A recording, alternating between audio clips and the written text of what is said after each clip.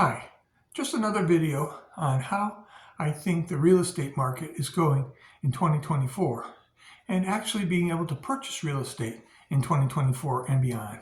Okay, with a little history first, we have what happened in 2006 and 7 was a total meltdown of the financial markets based on the fact that they were allowing people to purchase real estate that did not have to have proof of funds, proof of anything.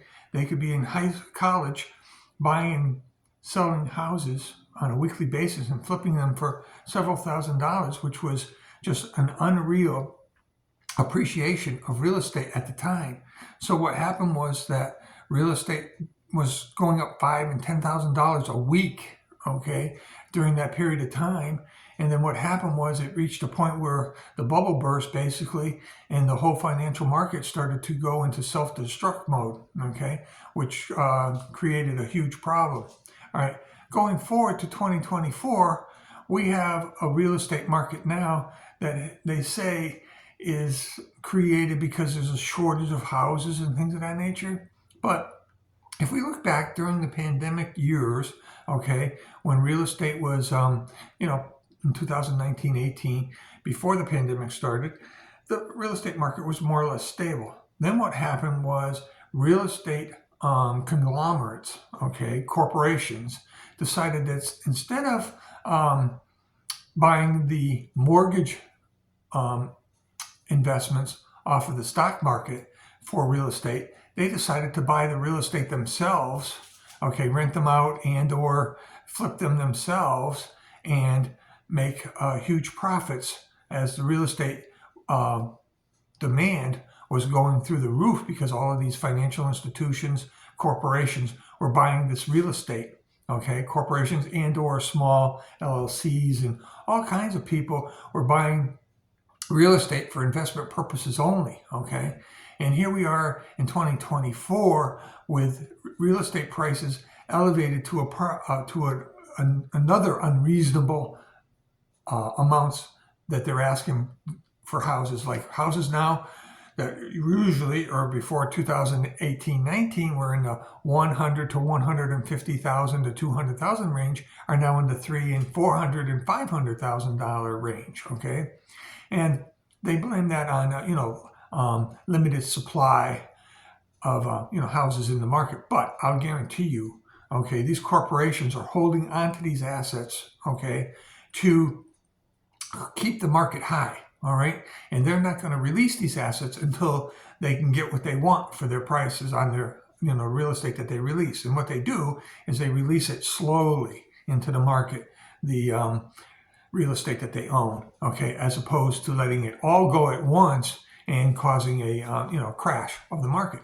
So what they are systematically doing right now is they're slowly but surely releasing real estate on a slow basis and allowing people to purchase it. If it doesn't sell, they just sit on it, all right? And they'll take it off, put it on. You'll see it go on and off market several times. And what they do is they just test the market every so often. And then what happens is they wait, and then when some sucker comes along and pays, $400,000 for a $200,000 house, they got rid of one of their, their investments that they made at ridiculously high prices, and they got out from under. But these corporations now are hanging on to these properties and or small businesses to maximize their profits and keep the inventory low. But the inventory really isn't low per se. It's low because the inventory is there. It's just not affordable. Nobody can afford to purchase these real estate properties anymore. I mean, it's just like the auto industry where they price their pickup trucks of the big three, Dodge, Chrysler, and Ford, out of reach for most people, okay? And with the interest rates going where they made it even less affordable for them to purchase these vehicles. And the auto industry, like the real estate industry, is just sitting on this inventory until such time as they can get their price. Now, thing is you and I as a consumer, we have a dilemma. I mean, if you have to have a piece of real estate or a truck now, you have to pay the price, all right? But if you can wait, okay, because what happens is in this particular market of real estate, instead of the market collapsing, okay, like it did in 2006 and 7, because it was all based on people who were investing in real estate that didn't have any reserves, assets, or anything. They were just flipping houses to make money, okay? And they were able to do so because of the reason they weren't having any proof of funds or even a job, okay? All they had to do was buy and sell real estate, which was fine until the bubble burst. And then they all got caught holding the bag with, probably 5-6 pieces of property they couldn't flip anymore, and they ended up going into foreclosure and the whole market collapsed. Well, this time we have very, very rich financial corporations that are holding this real estate, and they are going to be very reluctant to want to take it on the chin and lose all of the monies that they put into these real estates when they were bidding them up big time. And when real estate goes up more than 5 or 6, even 10% in one given year, it's over. It's not real. It's not real. The pricing on real estate right now is not considered, in my opinion, to be real. So what I have been looking at is I've been watching the market very closely, and I've been seeing in certain markets, not all markets, but in certain markets, the real estate prices are starting to ease, and they're starting to come back down to where they were pre-pandemic. All right. And the thing is with this type of an investment, market that we have now, what happens is this one is not going to crash all of a sudden like it did in 2006 and 7. This one's going to take a series of years to adjust. And right now we're seeing more foreclosures coming due on houses because moratoriums are being dropped by the government on a lot of real estate that was being supported by the federal government, like Fannie Mae and such, those organizations, who are now starting to liquidate their inventory of, in foreclosing on houses for delinquent loans and things of that nature, which was on a moratorium because of the pandemic. So in the next year, I predict that we're going to see a market adjustment. I don't know what you would call it, a recession, or you would call it depression, or a market crash, or whatever you want to call it. But I still think that the real estate prices right now in early 2024 are not real.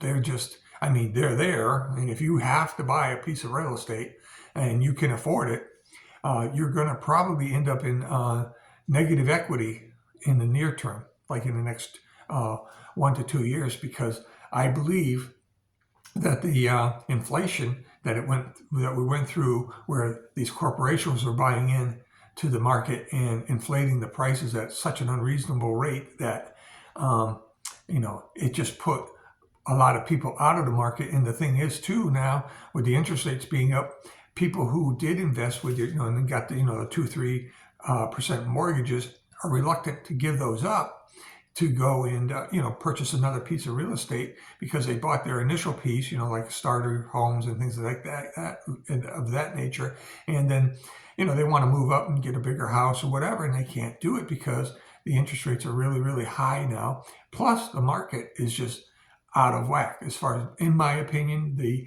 real estate prices are at least 50%, 40 to 50% higher than they should be. So if you have a $400,000 house, it's really worth $2 million. And then if you have a $300,000 house, it's worth about $150,000. So until those markets adjust for this unreasonably overpriced real estate, your best bet would be to wait until these corporations decide that they no longer want to carry these properties, because they bought them and rented them out. Okay, so they got good rent, but rental income on real estate has gone down considerably. So now they're in negative water as far as being able to make ends meet with the prices of taxes and other things to keep these houses up. And another thing they don't want to do is they don't want to have to maintain the houses. So once the house gets in disrepair, they want to get rid of it as soon as they can. So if you're willing to do a little bit of work on a house when you go to purchase one, you should be able to do quite well as far as getting a piece of real estate that's in tough shape. But I have seen some real estate that I can't believe they want $200,000 for, okay, that is just total, this is this kind of real estate you would buy for less than $100,000 because it was trashed or in very, very poor condition. So my opinion on real estate, buying real estate in 2024 is to not buy real estate in 2024 until the corporations decide they want to take their, licks and take it on the chin when they were making money on this stuff and go back to the real prices. I mean, I can understand inflation a little, but even at 10%, that's nowhere near what the inflation rate was on the increase in property values of 100% over the last 2 or 3 years. That's just not acceptable. That's totally inflated. But the market today, as opposed to 2006, is made up of different players. You have corporate players now holding on to these assets until they can get what they want and having the reserves to be able to hold on to those assets. Where in 06 and 07, you had players that were just playing the market with no equity, no job, no reserves. And once the bubble burst, they had to, go into foreclosure and lose the houses that they had. Okay, so that bubble was worse.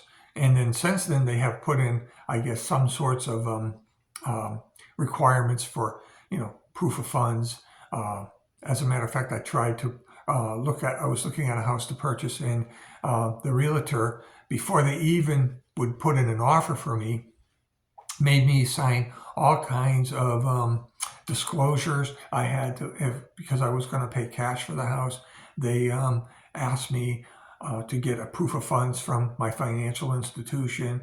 And it was just a lot more paperwork up front before I even put in an offer to even qualify with a realtor in order to, purchase houses. So I think the process has gotten a lot more complicated up front, which it should be. I mean, that's a very good thing to do, because in that way, that the person that you're talking to, basically, if you're a realtor, can afford and do what they want to do.